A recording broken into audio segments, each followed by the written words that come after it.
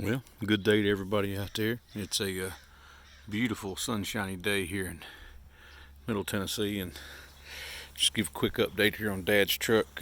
Definitely run into some issues playing with it here lately.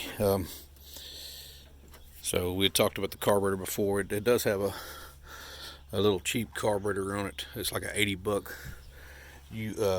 eBay special, but I got it on there.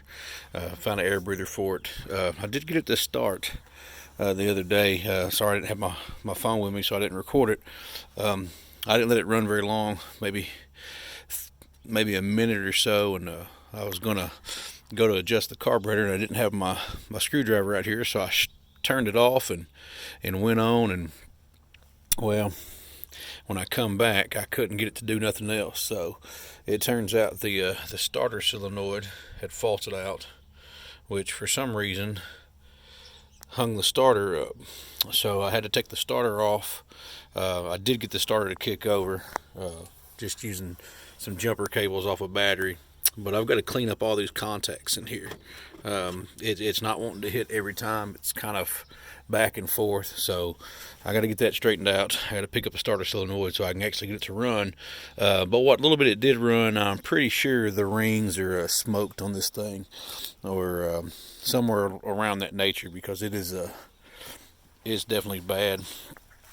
Like I said, I didn't run it for like a minute tops, and see if you can see that. All right, so that is oil, or oil if you prefer. That's not supposed to be there. Where that's at, that is not the block. It's not the transmission. It is actually coming.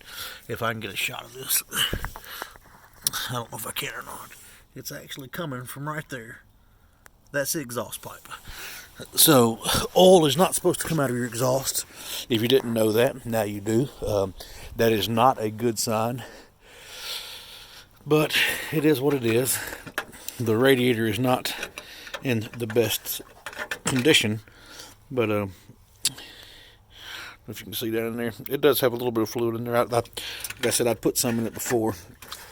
It's not leaking as bad as I thought it would, thank goodness. And I figured out why Dad parked it before he got rid of it, and the reason why is because he said, the transmission was out.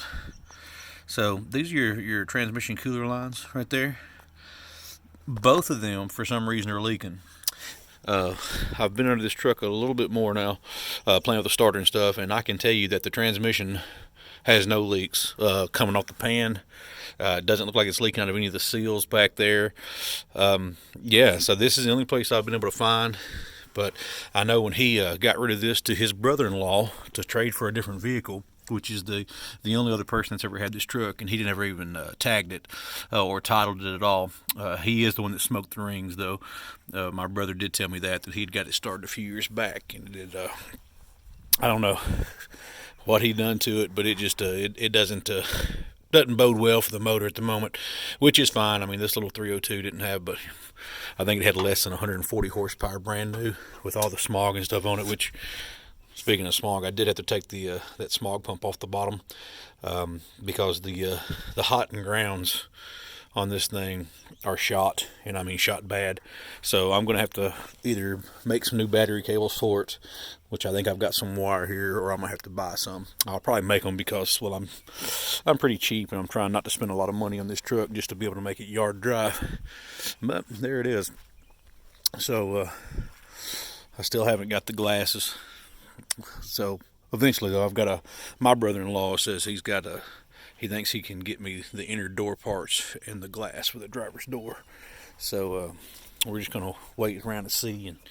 And the master cylinder or the power brake booster, when it's shot, you can see all the wet moisture up under that. There was fluid in the master cylinder, so I started pumping the brake pedal. And well, that's what it did right there. It just kind of leaked out right back there. So I'm sure that seal's gone. We'll have to look into it and see what we want to do.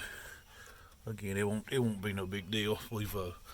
I've had to change those before, so it just is what it is. But anyway, just that little quick update for you. There's where we're at with this truck. The 61, I've still not heard anything back from the guy that owns it, other than he told me that he would sell it to me, but I'm still waiting on him to give me a price. If I don't hear something soon, I'll just have to go back and bug him a little bit more, because well, I'd like to really get started on it, since I know it's something I really want to play with. And you know, the old red truck's just the old red truck. It's Dad's old truck, and I will play with it here and there and do some stuff with it, but it's not my main concern at the moment. So, but with this beautiful weather, I'm just wanting to get out and try to be outside as much as I can, especially with it being March.